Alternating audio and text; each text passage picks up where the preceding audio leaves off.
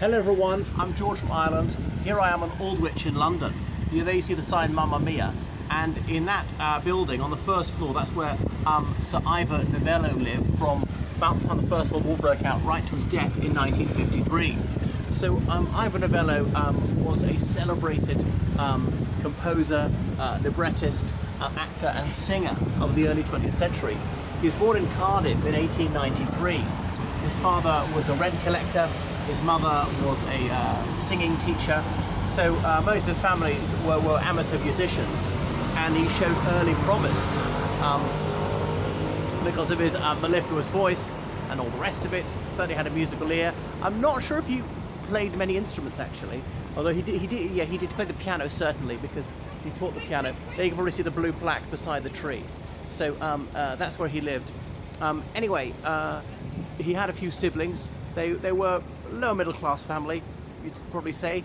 He won a scholarship to Magdalen College School in Oxford, and that's not part of Oxford University, it's a secondary school. But they used to study right beside Magdalen College. They've now moved just over Magdalen Bridge from there. And so he sang in the choir there. So he's exposed to a lot of sacral music. Although one of his early music teachers told him he'd never have a musical career. Well, he was wrong, because Ivor Novello made his life in the gay science. He was also gay in the other sense. So Novello moved to London, set himself up as a peripatetic piano teacher, began composing pieces of music, writing songs and so on. So he had a gift for poetry as well. He was often very sentimental. Now, what really made his name was in 1940, just after the First World War broke out, he composed Keep the Home Fires Burning. And I don't remember all the lyrics of it, saying how they were called from the glen to answer the stirring call for men and so on, and say that though your hearts are breaking, remember this cheery chorus, and it says, keep the home fires burning, though your hearts are yearning for your lads far, far away. And one of the famous misquoted couplet from this is, how does it go? There's a silver lining through the dark clouds shining, and so on. Take that cloud and turn it inside out till the boys come home. Because people often say that every cloud has a silver lining, which is adapted from what Sir Ivor Novello said. I'm pretty sure he invented the expression. So he lived here with his boyfriend Robbie Andrews for years. Now, homosexual acts were all illegal in those days. To find his gross indecency, he would have got several months hard labour in the early 20th century, a fine, his name would have been disgraced.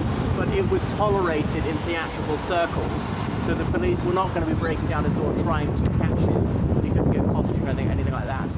So he became very wealthy. I'm not quite sure how he managed to avoid service in the First World War. I mean, maybe the government recognised he was doing more for the war effort here than he was at the front, because any fool can fire a gun, but not many people could compose so many popular ditties as he could. And so the theatre was foregoing to sustain morale through the war. Partly there were soldiers and sailors home on leave, and airmen by the end, because of course it's April Fool's Day 1918 that the RAF was founded.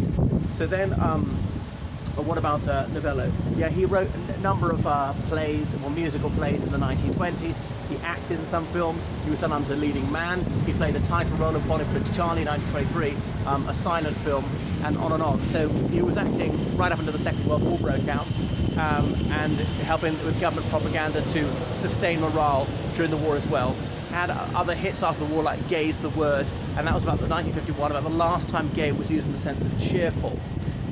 Because obviously certainly in the 70s it definitely meant homosexual. In the 50s it was still happy. I'm not sure about in the 60s, that might have been the crossover. Anyway, he died in 1953 of coronary thrombosis, so he was cremated at Golders Green crematorium in London, and his ashes buried under a tree. So there are plaques where he used to live in Cardiff and things like that. The Ivor Novello Awards were instituted in 1955 for songwriting in theatre, and this is the heart of theatre land. London's celebrated West End. Just around the corner is Drury Lane, where there was that Drury Lane Theatre, where God Save the King was performed for the very first time. And yeah, then you can see where the Lion King is on over there, up that there, the yellow sign on the Lyceum Theatre, and on and on.